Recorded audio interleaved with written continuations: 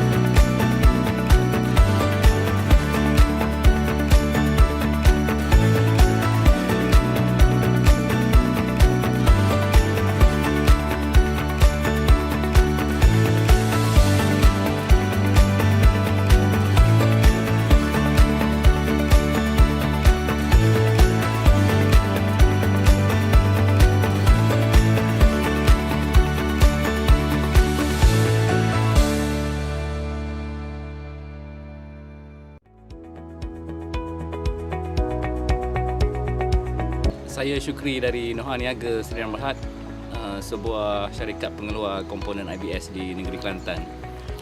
Antara kelebihan produk IBS ini ialah ianya mampu mempercepatkan masa pembinaan di tapak.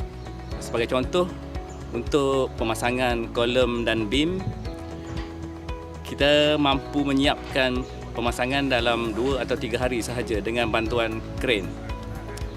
Jika menggunakan kaedah konvensional, ini mungkin mengambil masa seminggu hingga 2 minggu. Selain itu, ia dapat mengurangkan jumlah tenaga kerja di tapak. Biasanya, kaedah konvensional memerlukan sehingga 7 pekerja berbanding hanya 3 pekerja atau installer sahaja untuk sistem IBS ini. Daripada aspek penggunaan bahan binaan pula, kaedah ini tidak memerlukan kotak bentuk atau formwork dipasang terlebih dahulu. Oleh itu, secara relatifnya, kos bahan binaan, tenaga kerja dan tempoh masa pembinaan dapat dikurangkan. Melalui kaedah ini, pihak kami dapat melahirkan tenaga kerja berkemahiran tinggi yang mampu mengembangkan industri pembinaan di Malaysia.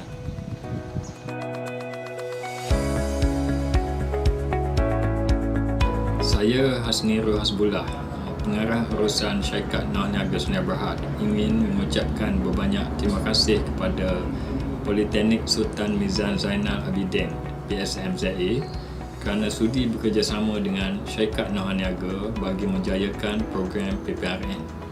Saya juga ingin mengucapkan terima kasih kepada Kementerian Pengajian Tinggi kerana mengadakan program PPRN sebegini. Dengan adanya program seperti ini, ianya dapat membantu industri dalam proses peningkatan teknologi, dan bagi saya yang berada dalam bidang pembinaan rumah-rumah kediaman, sudah tentu ianya berkaitan dengan penyediaan rumah yang lebih berkualiti. Kejayaan projek PPRN yang disertai oleh syarikat Noha Niaga ini telah banyak membantu kumpulan-kumpulan syarikat yang lain dalam membina dan menyediakan rumah-rumah kediaman dengan lebih cepat dan berkualiti berbanding sistem konvensional yang diguna pakai sebelum ini. Terima kasih juga kepada pihak CIDB Malaysia yang turut memberikan peluang kepada syarikat Noha Niaga kerana turut memberikan khidmat nasihat teknikal serta mengiktiraf penggunaan produk IBS Steel Formwork ini.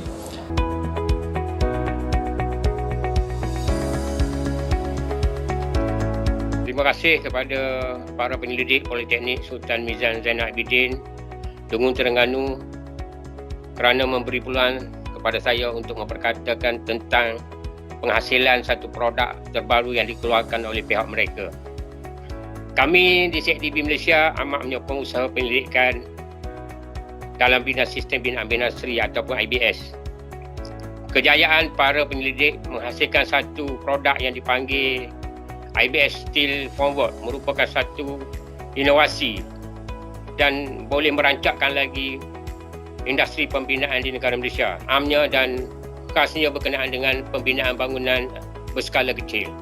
Saya difahamkan produk ini bermula dengan pembinaan atau casting di tapak binaan, iaitu yang merupakan footing atau pad foundation, stump, asas untuk substructure lah kalau dalam industri pembinaan, tiang, rasuk secara perikas yang mana dibina di kilang. Banyak kelebihan produk IBS ini yang mana ia boleh menjimatkan kos, kualiti yang tinggi dan dari aspek keselamatan dan kesihatan juga dapat dipertingkatkan, yang mana tidak ada kerja-kerja housekeeping dapat dilaksanakan dengan baik.